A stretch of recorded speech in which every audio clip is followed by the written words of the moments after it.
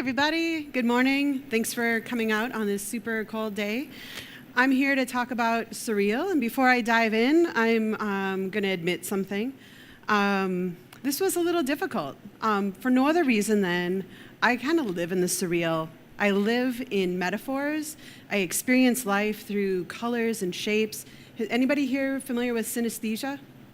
It's essentially when you experience sound through color, or you just basically kind of mix your senses a little bit. And so I've always seen Wednesday as the color green, right? So trying to put together in 20 minutes how I experienced the surreal was a little difficult in that I could talk for about an hour on it, and let's see if I can get it into 20 minutes. So it really started with just even looking at the word, and I was like, wait a minute, has anybody here ever looked at a word so long you're like, I don't even know if that's the word or if I spelled it right? So really set to trying to describe how I experience this thing that sometimes doesn't have words. And so I'm going to set it up for you. What I'm going to do is I'm going to talk a little bit about myself. I'm going to talk about some of the work that I do. Then I'm going to shift to how I got to that place. And I'll share with you how I experience my creative process and letting go of one way of experiencing it and going into another. And then I will share with you 3 ways to make use of the surreal in your own creative process, and you get to define that for yourself.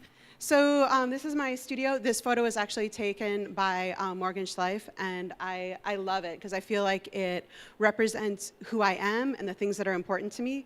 Color, shape, textures, working on many things at once. So my company is called Worker Bee, and it encompasses all that I do creatively. But within that, I have kind of 2 main focuses beyond the client design work that I do. When I say client design work, that means I design fashion accessories. I work with independent fashion companies to develop sizing, things like that. So anything involving product design for fashion and accessories, that's something that I do. That allows me to spend more time with my art, which I love. Ruby 3 by Anna Lee has been around for almost 20 years. It's my line of hats that I create. Gray matter is actually something that came about a few years ago, and I've created 3 collections of it so far, and it is essentially how I view the world and how I want to find solutions. So gray matter is really about finding the space in between polarization, between black and white thinking, finding the space in the middle. So I created a series of gray hats in the, it was 2017. And we did a pop-up at a hotel in Minneapolis called the Hewing. Anybody here ever heard of the Hewing? It's a beautiful hotel, and we did a pop-up shop. I worked with about 8 other artists, and we collaborated on a photo series and a pop-up shop, kind of celebrating finding that space. And so in the space, we were able to talk to people, encourage conversation, and really try to bring fashion and art together to create meaningful conversations. The next collection was this last spring 2008, and it investigated the sense of place and how where we are impacts who we are. Anybody here everybody here is living in Fargo, I'm guessing right now, but who here is a native? And who here is a transplant? Okay, so we all know that different places in the world kind of bring out different things in us. And so when you're in Fargo, you may have different conversations than if you are traveling in Italy and just going with the flow and things like that. So this project really kind of investigated how we feel when we're in different places and how to really be conscious about that. This last fall, I actually produced a short film with a similar but evolving group of artists, and it investigated a sense of self and how the falling apart, those moments when we feel like nothing's working, everything is just falling away, is actually part of the creative process. So if you want to see any of this work, you can go to graymatterseries.com. I could talk an entire hour on just gray matter, but I want to basically let you know that this came from one of the most surreal years of my life. I've been through a few things in my 40-plus years, but I had a very surreal year in 2016. So it started with, and this might be a little small, but I did, beyond doing about like 5 or 6 pop-ups and starting my business and getting my first main client based out of China, I did a pop-up gallery and collaboration on a Kentucky Derby line. We also had miniature horses. I co-produced a Fashion Week event with a group of 10 other collaborators. I moved to Fargo. And this is all by May. Beginning of July, I went to Australia. It was their winter, our summer. Went to a millinery conference and worked with people from all around the world on learning new ways of making hats, and surrounded by people who their lives were hats. Like, it was such a mind-blowing experience to have this community. It was amazing. Meanwhile, I'm also trying to design summer hats for the next year for one of my clients while I'm in Australia winter, which is not that cold, but short days. The next month, I'm in China, getting to know my main client, going to factories, things like that, in preparation for 3 weeks later going back to China and developing collections that we presented a month later. And then a month after that, and this is by November, I take my 17-year-old birth daughter to London to see the Harry Potter plays, which I never thought was going to be possible. To be able to, even though we had an open adoption, to be able to actually take this beautiful week-long trip with the most amazing person in my life was pretty remarkable. But by December, I was reeling. I had racked up so many frequent flyer miles, it was crazy. So I was left with, what day is it? Where am I? What month is it? What season is it? Who am I? Who just became president? Anyway, and then, does any of this matter? And the day, the month, the year, who I am, what, the era that we're in, everything felt abstracted. I felt like I almost didn't exist because I was in this kind of swirling vortex of workaholism and creativity and just being in multiple places in multiple seasons over the short course of time. And so I realized that if this didn't, the constant striving or the constant working was not what was going to motivate me, I get to define what my creative process looked like. I get to define what my life looks like. Because while I actually had a great ride that year, it's well, I don't know how many more years I can do this. Enter the blue dot. So this is the part of the presentation where I'm going to talk about how I perceive my experience with reality and surreality. So the surreal is still real. It just seems a little different than the real. So here is my sense of self. I'm just a blue dot, right? And I'm explaining this as me, and if you want to place anything on this, you get to do that, but I'm only going to speak for myself because we all own our own creative process. All right, so this is me, and this is me within maybe the social order, social structure that I was born into. And as I grow and expand, I start to increase my perception of what's possible. And then I get to this place where I start to see new things as possible.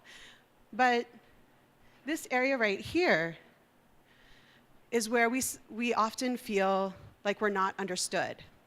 So we need to pay attention to when we start to move on from, let's say, a job, a creative project, or just our sense of self, that we're starting to actually expand beyond the pre-described sense of reality, right? So this space over here is where we start to get these ooh, I wonder what would happen if. But it's also where a lot of the fear comes in, because there is nothing out there to really support these new ideas that you're having. So enter the larger sense of reality. And now I'm going to say this is not to scale. If it was, it would look more like this, right? So infinite reality, we're just going to, for the sake of this talk, we're going to just call it this big pink bubble right here. Okay, so as we start to understand that the world is bigger, reality is almost infinite, we can continue to grow beyond our original sense of what's possible. Okay, so this is the really interesting place. The space in the middle of this, of the intersection, is where a lot of interesting things happen. It's where we hold on to old thoughts. It's where the voices come in. Anybody have those voices saying like, oh, you're not good enough, who do you think you are? Like the imposter complex exists in that little sliver right there. And if we can understand that those large voices are actually just a tiny bit of the old reality trying to hold on to us. And we realize that our new reality is expanding and growing. And not only that, there is this larger reality that supports us, and we're not just floating out there in the surreal, that there is actually places to ground. I personally find that to be really liberating. Okay, so as we start to let that go, this is how I have experienced bringing in my creative counterpart of myself, committing to my creative practice. Because here's the thing, there is so much of my creative practice and myself as a creative that I don't understand. So there's this intersection here, this place where I'm really interacting with my creativity, but then there is this whole other segment where it's like, I know it exists, but I'm going to interact with it and create a partnership with my creative self. And when I do that, when I commit to like being okay with the unknown, being okay with not understanding my creativity 100%, but still showing up every day, then this greater sense of grounded reality emerges. And then within all of that, I can bring in new projects. I can bring in new opportunities that exist beyond just what I see as possible. Now, here's the thing. Let's say, if you connect with this, you may still feel like you're floating out in space, right? So, but if there is a sense of I am committing to my creativity, I am committing to my process, it grounds you in ways that you understand that there's actually a whole lot more of people just like you out there. Now, we still might feel disconnected, but one of the things that I'm going to argue is the exact ways that we feel like we're on the outside of reality, or the outside of the norm, the outside of what we see as belonging, is exactly the ways that we are supposed to connect. It's up to us to commit to our creative process to figure out how to do that, and when to do that, and with whom. So, I have 3 tools for you to find your own way about this process. The first one is to get acquainted with formlessness. Anybody here know what that feels like? Like, I don't even know what's next. I've got this new idea, but I don't know how to make it happen, or I don't know how in the world it's going to happen. That's part of the creative process. So when you understand that, okay, here we go, I'm in the space of anything is possible. If anything is possible, then we need to start doing things like asking more questions. Okay, what if I could start an organization that did X, Y, and Z? What if I just took 20 minutes a day to commit to my writing, to my painting? What if this could become something bigger? What if this is the source of everything I've been looking for in other people and needed to find in myself first?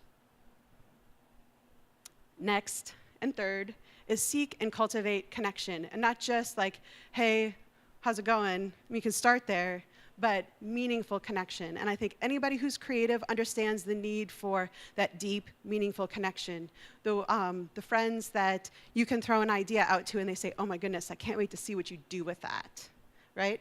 The more you can cultivate that, the more you can ground yourself as a person, but yourself as a creative, and build that network so you know that the ideas that you have are connected to things more than, greater than yourself, and that bringing your art into the world is of utmost importance.